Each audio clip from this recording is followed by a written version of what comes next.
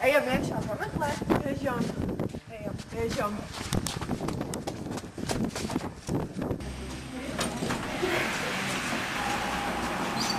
Kur mēs ir? Nevar būt, ka viņš nav. Šauts. Miksa jau nav.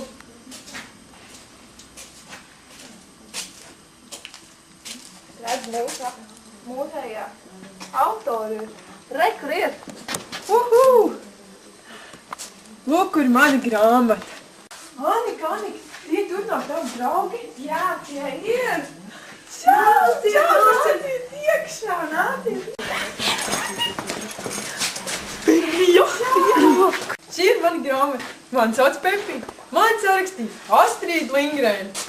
Jūs zinājāt par Pepiju? Es tas visu daudzēju, un man brālis ir Tomijs, bet viņš tagad ir aizgājis pēc saldēm, tāpēc jūs viņu neredzēsiet. Šī ir mana labākā draudzene. Viņa sauc Annika. Jā.